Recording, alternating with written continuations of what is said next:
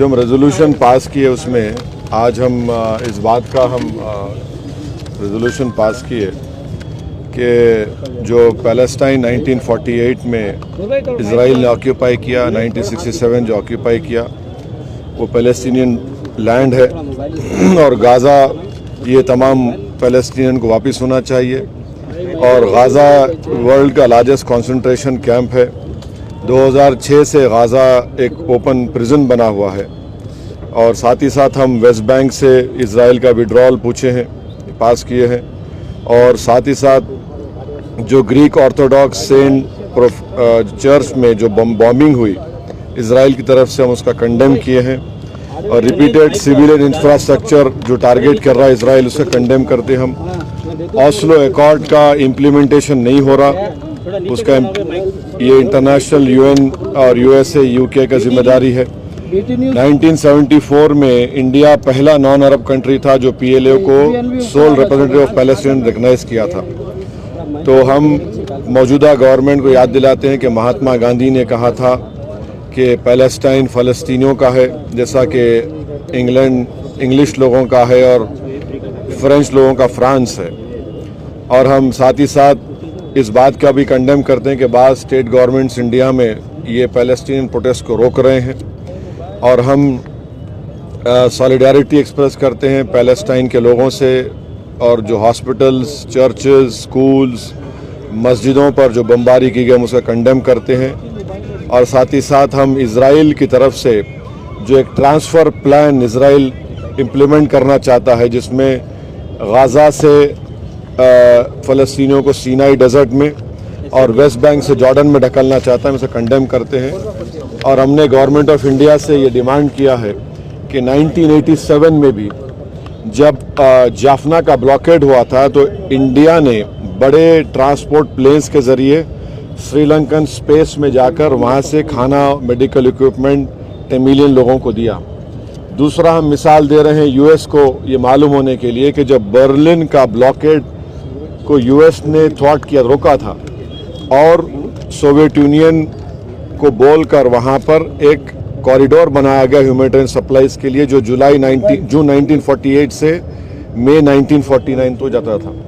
तो अब ये जितना भी गाज़ा में हो रहा है, जिसमें 5,087 लोगों की मौत हुई है, जिसमें 2005 बच्चे मारे गए इजराइल की तरफ से, 1,119 महिलाओं की हत्या की गई, 187 एल्डरली लोगों की हत्या हुई, 15,898 लोगों की इंजर्ड हुई है। हम साथ ही साथ ये हमास से भी डिमांड करते हैं कि वो महिलाओं को और जो ज़ईफ़ लोग हैं उनको छोड़ें। हम इजराइल से डिमांड करते हैं कि जो 6,000 फ़लस्तीनी जेल में हैं उनको रिहा करें। और आज भी इजराइल के जेलों में 1,000 से ज़्यादा मासूम बच्चे हैं, इजराइल उनको छोड़े। ये प्रोटेस्ट मीटिंग में इन तमाम चीज़ों को डिस्कस किया। इंडिया एड भेज रहा है तो उसको कैसे देखते हैं? हम देखिए, एड इंडिया भिजा रहा है, मगर इजराइल ये कह रहा है कि हम एड अलाउ नहीं करेंगे। हम हम जो है राफा से, इजिप्ट से राफा से गाज़ा में एड भिजाने की बात कर रहे हैं। हमारे प्लेन्स भी चले गए हैं, मगर और हम प्राइम मिनिस्टर नरेंद्र मोदी से डिमांड करते हैं कि वो पहले सीज़ फायर कराए, वहाँ पर गाज़ा में सीज़ फायर कराए, गाज़ा में एक ह्यूमैनिटेरियन कॉरिडोर को खोला जाए। गाज़ा में 50,000 महिला प्रेग्नेंट है, अस्पताल ख़त्म हो रहे हैं, अस्पतालों में बिजली नहीं है, ऑक्सीजन नहीं है, एनेस्थीसिया नहीं है। तो हम हमारे देश के प्रधानमंत्री से ये अपील करते हैं, डिमांड करते हैं कि वो इजराइल पर, बल्कि हमारे प्रधानमंत्री G20 के भी अब हमारे पास प्रेसिडेंसी है, तो हम जब यूक्रेन पर हमले का कंडेम करते हैं तो ये भी हमला कंडेम करके वहाँ पे ह्यूमैनिटेरियन एक कॉरिडोर खोलना चाहिए, ताकि गाज़ा की जनता को ह्यूमैनिटेरियन रिलीफ मिल सके। हम उम्मीद करते हैं कि हमारे देश के प्रधानमंत्री ये बात इजराइल को करेंगे और इसका एक कॉरिडोर खुलवाएंगे। और एड की ज़रूरत है वहाँ पर। आप अंदाज़ा लगाइए कि 5,000 लोगों की मौत हो गई है। अस्पताल पर इजराइल बमबारी कर रहा है, अस्पतालों को बर्बाद कर रहा है। तो फिर कैसा होगा उन लोगों की, उनकी सहायता, उनकी मदद कैसे की जा सकती है? सर, एक और एड के साथ आज प्रधानमंत्री ने भी कई देशों के हेड से बात की है एफर्ट्स कर रहे हैं। नहीं, प्रधानमंत्री से अभी प्रधानमंत्री के पास दिसंबर तक G20 की भी जिम्मेदारी है। जिस तरह G20 में हमने एक जॉइंट कम्युनिके बोलिए जॉइंट स्टेटमेंट हमने जारी किया, जिसमें हमने कंडेम किया था कि किसी भी कंट्री पर इन्वेजन का, ये ऑक्यूपाइड टेरिटरीज हैं। इजराइल रेजोल्यूशन नंबर 242 को नहीं मानता है, 242 रेजोल्यूशन को मानना चाहिए। इजराइल ये ट्रांसफ़र पॉलिसी के तहत अपने गाज़ा के फ़लस्तीनियों को सिनाई डेजर्ट में ढकेलना चाहता है और वेस्ट बैंक के फ़लस्तीनियों को जॉर्डन में ढकेलने का इनका प्लान है। ये जेनोसाइड कर रहा है इजराइल गाज़ा में।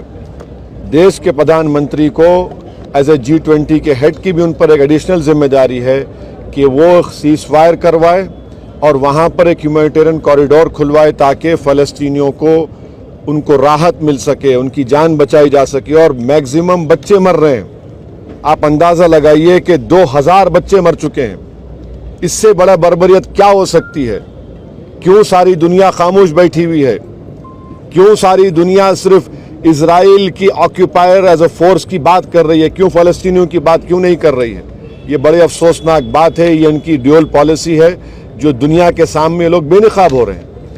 जिस तरीके से आज आपने मीटिंग की है, क्या आप कुछ इस तरह की मीटिंगें और करने वाले हैं या फिर कुछ और जो पूरे देश भर के जो नहीं, हम तो यहाँ पर अपनी जिम्मेदारी को निभाए हैं और हम ये सबूत दे रहे हैं कि हम फ़लस्तीन की सॉलिडारिटी के साथ हैं।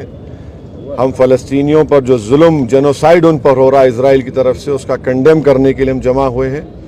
हम आज के हमारे इस प्रोटेस्ट मीटिंग के ज़रिए हम देश के हमारे प्रधानमंत्री से भी ये डिमांड कर रहे हैं, अपील कर रहे हैं कि 1987 में जिस तरह जाफना में भारत के ट्रांसपोर्ट प्लेन्स ने इजराइल के एयर स्पेस में जाकर टेमिलियंस के लिए खाना और मेडिसिन फूड सप्लाईज को ड्रॉप किया, इसी तरीके से भारत के प्रधानमंत्री पर एक एडिशनल जिम्मेदारी G20 के हेड की भी है कि वो इजराइल को बताए, सीज फायर करवाए और एक ह्यूमैनिटेरियन रिलीफ के लिए कॉरिडोर बनाया जाए। ये बहुत ज़रूरी है। ओके सर, थैंक यू, बहुत शुक्रिया आपका।